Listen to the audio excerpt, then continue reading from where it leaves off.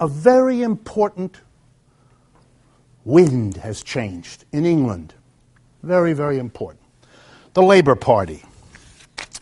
That's the other party, not the Conservatives, the Labour Party, made a statement. The statement was made by the Shadow Chancellor John McDonnell, and it was made toward the end of January, last month.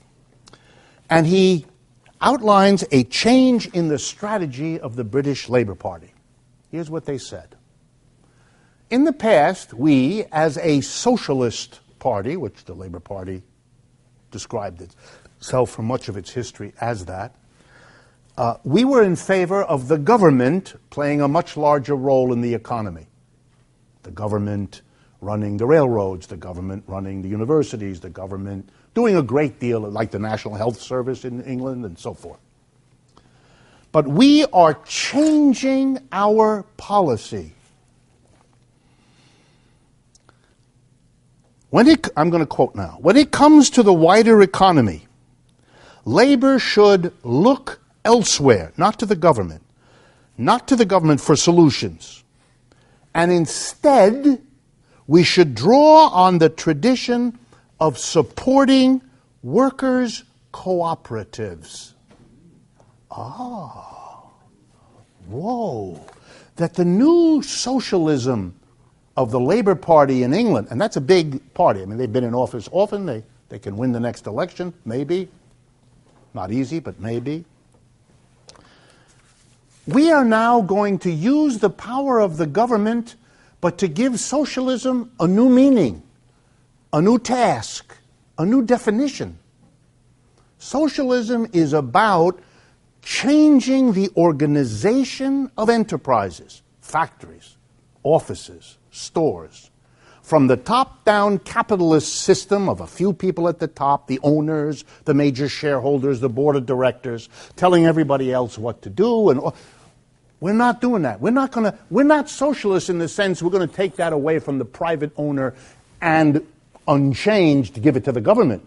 So instead of a private capitalist sitting at the top, a government official sits at the top. No. That's what we used to do. We're not doing that anymore. That's not what socialism in the 21st century is going to mean. What is it going to mean?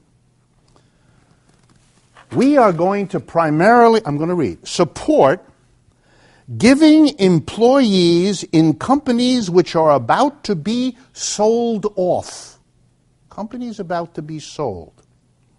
Or companies about to be floated on the stock exchange. Workers are going to get the first option to purchase the company. And the government is going to help them do it, and the government is going to finance them to do it. The government is going to print the money and make the loan to the workers to take over. That means if an entrepreneur, an inventor, comes up with a new thing and makes a business and it's successful, and then that person reaches old age or loses interest and the business is now going to be passed on, it cannot be bought by another company. It cannot be. It cannot be made into a joint stock company that rich people buy and own. It can only, the first option will be given to the workers. It's a regularization of a transformation from a capitalist, top-down, hierarchical economic system in each enterprise to a system of worker cooperatives. This is an amazing change, and only because it is not understood is this buried in the media that don't understand what it means that a major political party in a major country in the world, Britain is small, but it's still an important player in the world economy, that their number two political party would make that commitment that entails changing what socialism and what their target policy is astounding. And it leaves a kind of challenge, is my last point for today for all of you. It leaves a challenge. And the challenge is put at the feet of Bernie Sanders. Because Bernie Sanders is still championing the old socialism, The socialism of the government coming in. The socialism of Scandinavia, Denmark he uses as the example. The socialism of the government playing a role. And I'm not saying for or against it, but that his image of socialism, or what he calls democratic socialism, he puts that adjective there, hasn't yet come to terms. But it took a step. If you read the economic platform of Bernie Sanders, down low, it's not the primary one, but down low there is a, we should support co-ops. It's in there. He has it. He doesn't give it the play that Mr. McDonnell in Britain does, or at least not yet. But these are more than straws in the wind. Socialism doesn't stay the same any more than anything else does. Socialism is changing. Socialists learned from what happened in the Soviet Union and China that if you have the government do all those things, you run a risk that that government becomes too powerful, too much, goes too far. Socialists aren't stupid. They reacted.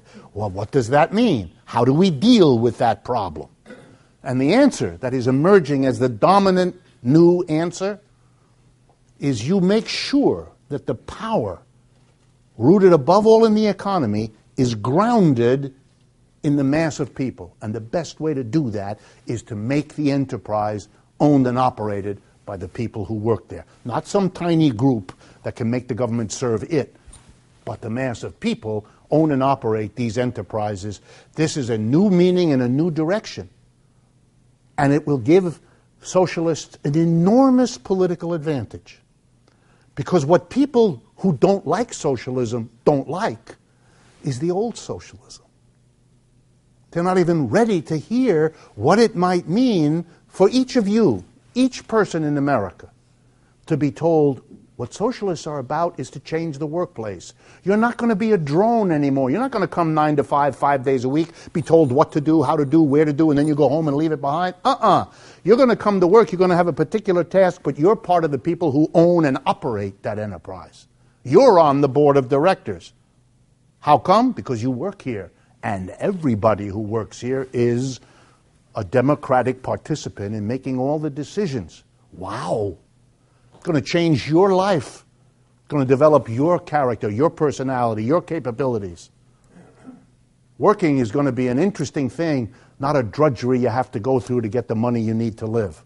It's actually going to be something you look forward to doing because it's a development of yourself as a human being.